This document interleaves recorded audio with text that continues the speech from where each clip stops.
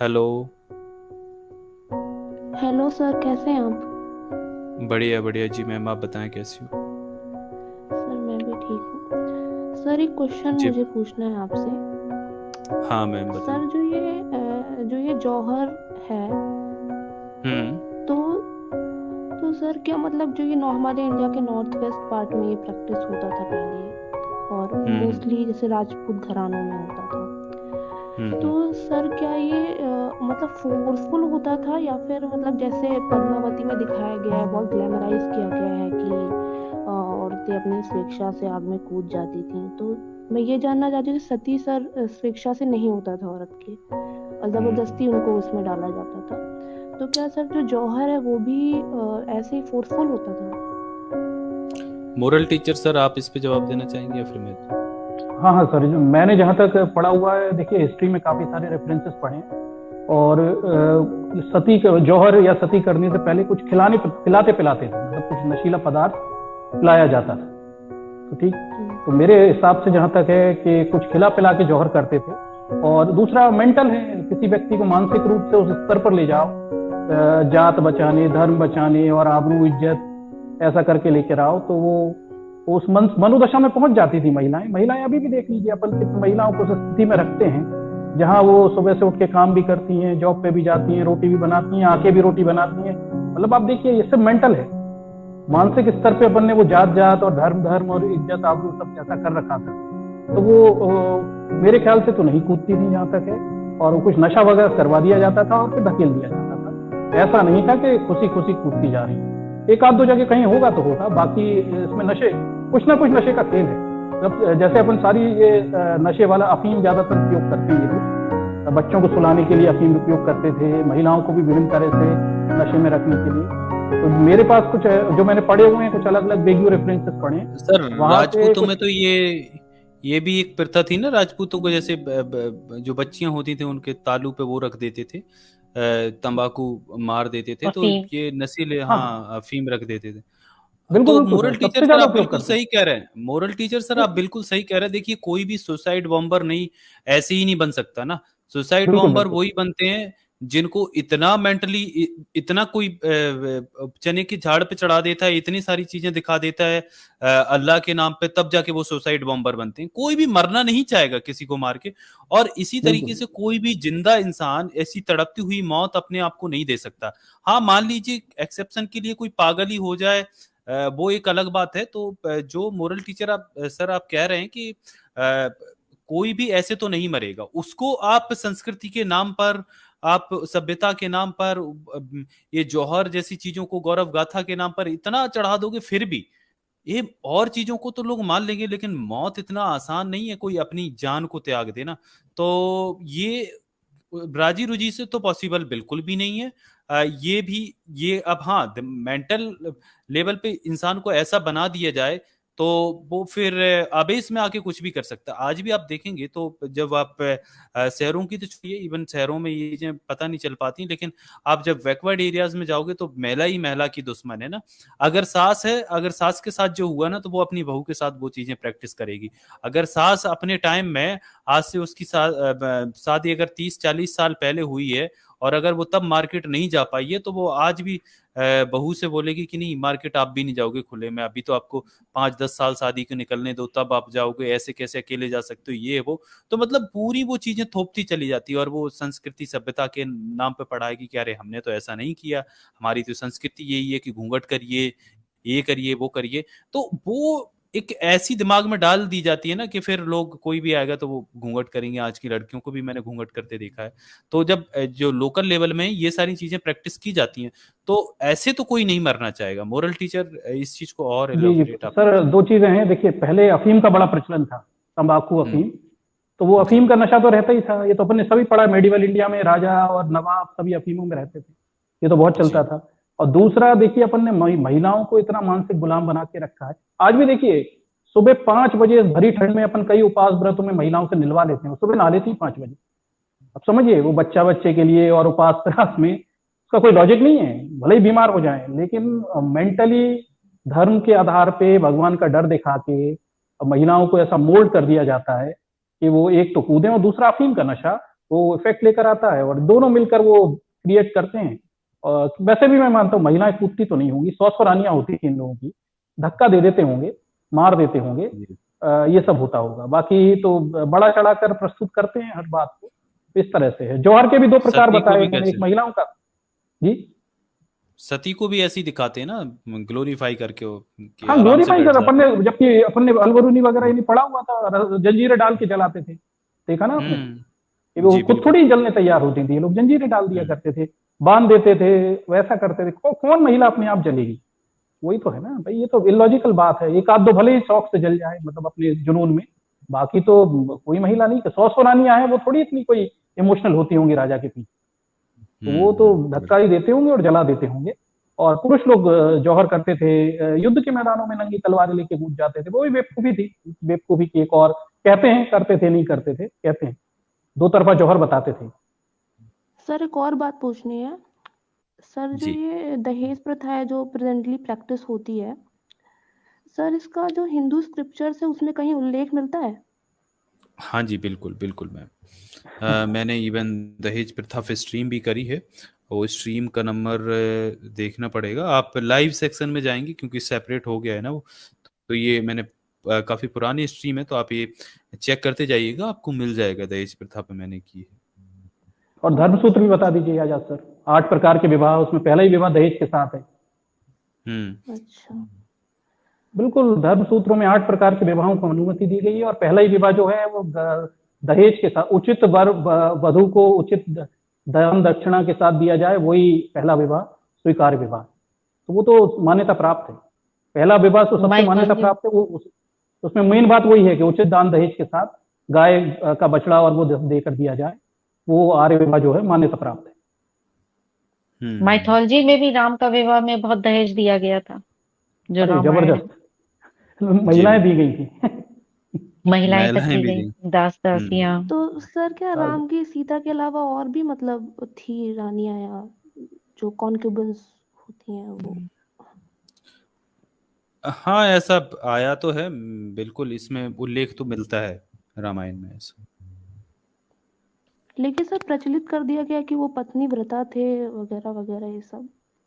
नहीं मैम, आप देखेंगे ना, ये तो आप उसमें भी आपको पता चल जाएगा ना कि पत्नी व्रता है कि नहीं है। जब ये राम जाते हैं ना, वाल्मीकि रामायण पढ़ोगे तो दशरथ खुद कहते हैं कि हमारे जो बेटे हैं वो राजमहलों का सुख भोगने वाले, वो वहां पर कैसे रह पाएंगे, उनके साथ वेश्याओं का इंतजाम किया जाए।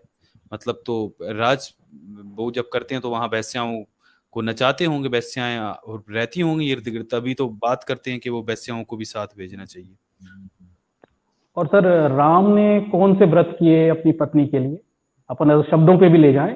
और दूसरा, मतलब ऐसा कहाँ लिखा हुआ है कि पत्नी व्रता थे? मतलब रामायण में तो मुझे तो नहीं मिला अभी। हाँ, ये शेयर कीजिएगा, ये इन्होंने जो सवाल पूछा ना, मैं ये खोज रहा था यार।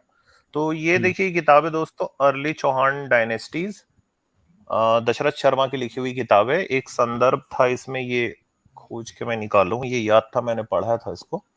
तो इसमें अगर आप देखेंगे ना, तो जाजादेव एक जनरल था जो खिलजी से लड़ाई कर रहा था ना। तो ये देखिए पेज नंबर 118 में, दरअसल ये किताब फेमस है एक्चुअली में, अर्ली चौहान डायनेस्टीज, दशरथ शर्मा की लिखी हुई। तो इसमें एक ये लिखा हुआ आ रहा है, आप ये देखिए कि पेज नंबर 118 में, ही पुट जाजा इन, वो जो राजा था ना हमीरा, ठीक है, तो उसने जाजा देव को, he put Jaja in charge of the jauhar of the fair ladies of his harem, his queens, his daughters and other female relatives. मतलब उसको ये कहा कि आप जाके इनका जौहर करवाओ, ठीक है। तो जौहर जो है ये दरअसल करवाने के लिए नियुक्त किया गया था इसको। तो हमको इस रेफरेंस से ये पता चलता है कि जौहर जो है वो स्त्रियां खुद से नहीं करती थी, उन्हें करवाया जाता था। और ये एक हिस्टोरिकल रेफरेंस यहां पे हमको नजर आता है। और भी एक इसमें शायद अगले पेज में होना चाहिए, एक और है इसमें, मैं वो भी आपको खोज के दिखाऊंगा। जी आजाद। तो ये जो जौहर वाली बात है ना, ये दरअसल ये खुद से किया जाने वाला नहीं था, ये सेल्फ एक्ट नहीं था, ये करवाया जाता था। Okay sir. और सर एक और बात वो बोलनी है मुझे। जी जी सर मैं बहुत ज़्यादा थैंकफुल हूँ आपको कि मतलब मेरा भी धर्म छूट गया। मैं ब्राह्मण फैमिली से बिलोंग करती हूँ। आपको सुना, अमित तिवारी सर को सुनती हूँ।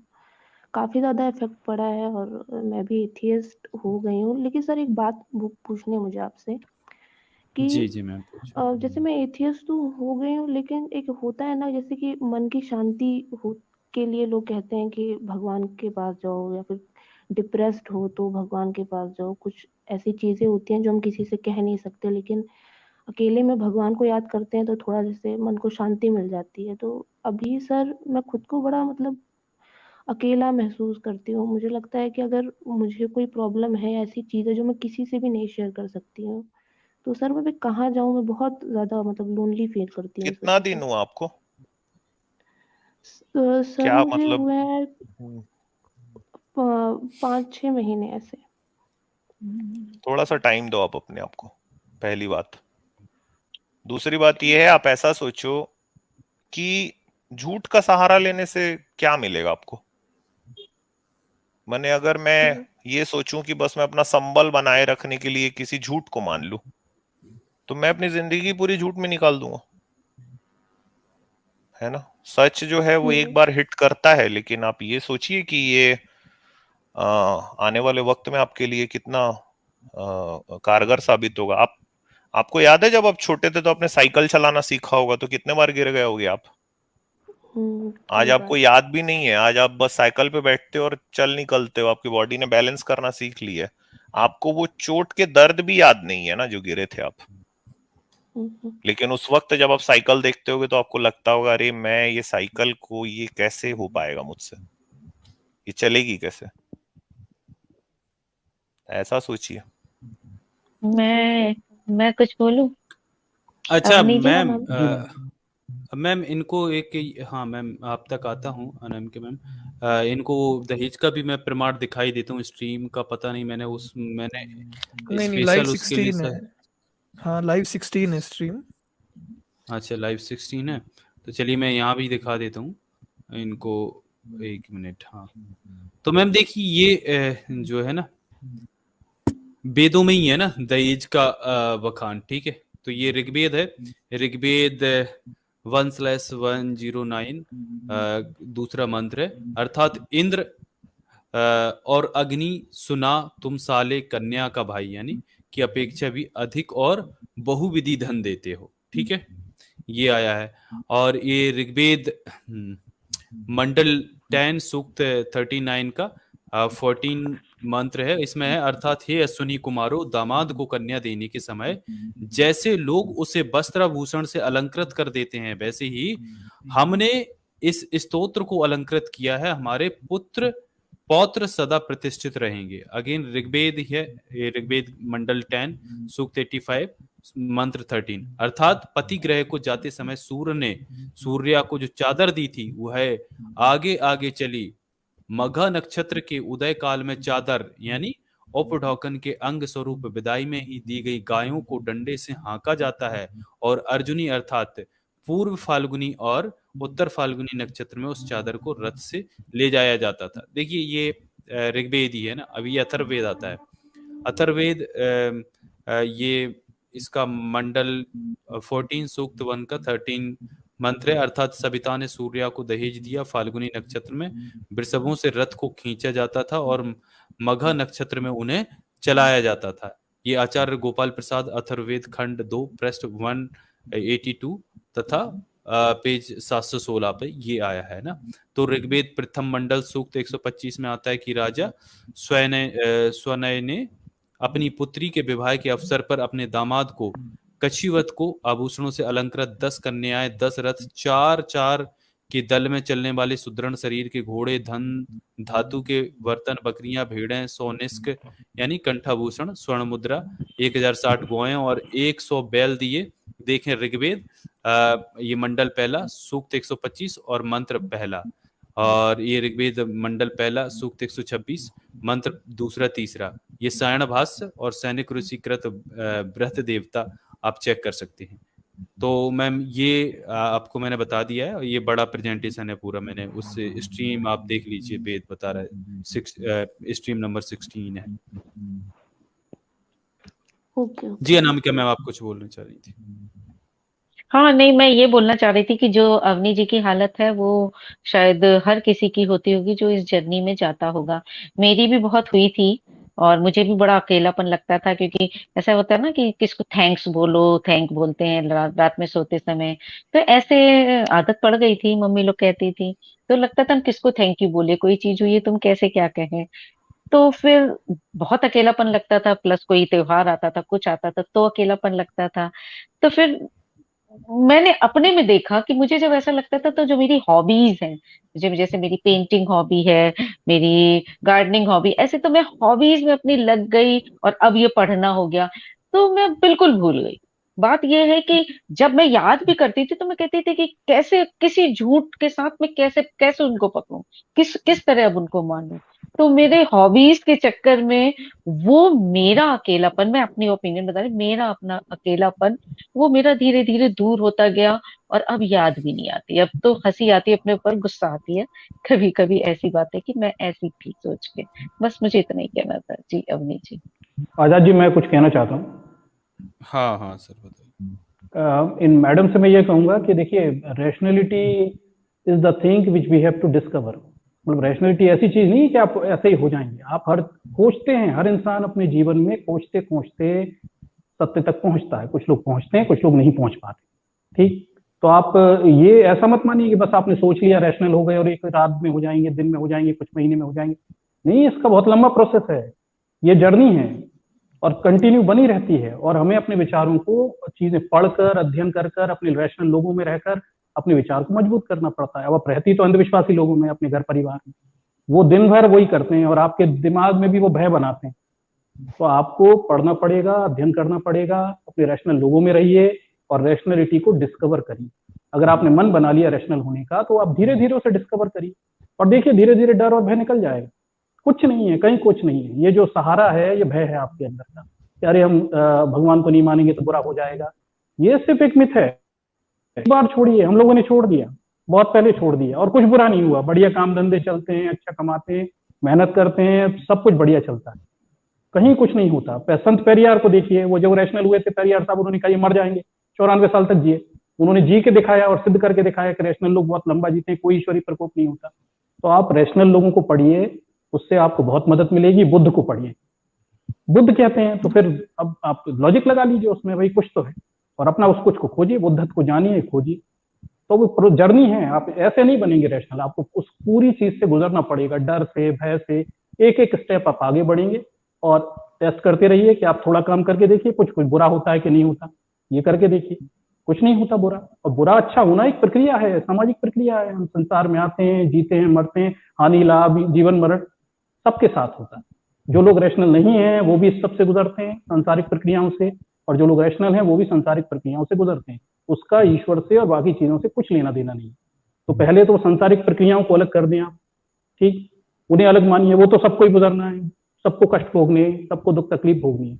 रैशनलिटी आप उनसे अलग होकर सोचेंगी तो भय गुजर जाएगा, आपका भय भी हट जाएगा और धीरे धीरे आप उसे डिस्कवर करती जाएंगी और आप रैशनल लोगों से जुड़ती रहेंगी तो और मजबूत होगा आपका विचार।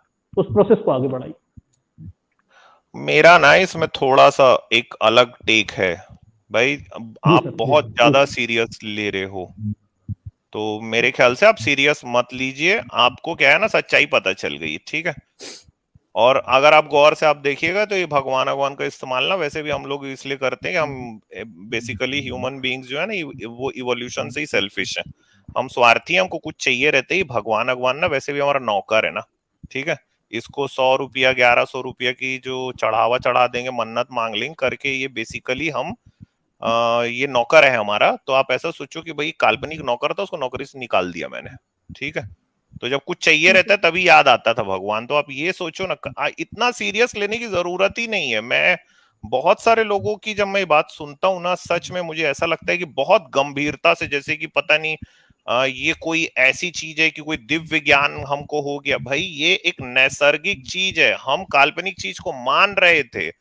ठीक है, हमें लग रहा था कि वो अंधेरे में जो रस्सी पड़ी वो सांप है, हमने लाइट जलाई और हमको दिख गई अरे यार वो रस्सी है, तो हंसी आती है बेसिकली। मैं ऐसे कुछ लोगों को जानता हूं जो इस रास्ते पे आए और वो हंसते हैं, अरे यार हम क्या क्या करते थे। हाँ, कि कभी वो मतलब कोई त्योहार आया तो उसमें ऐसा फास्टिंग करना है, मतलब हमने कितना अपने आप को बांध बांध के रखा हुआ था भाई। तो ऐसा सोचो ना कि चाह मिटी चिंता गई मनवा बेपरवाह, अरे जिसको कुछ नहीं चाहिए वो शाहों के शाह। ठीक है, तो आप इतना सीरियसली मत लो, इत्मीनान से रहो। वैसे भी कोई था नहीं भगवान भगवान ना कि उसके नहीं रहने से हमें जीवन में कोई फर्क पड़ने वाला है। मस्त रहो एकदम आराम से, कुछ नहीं होता।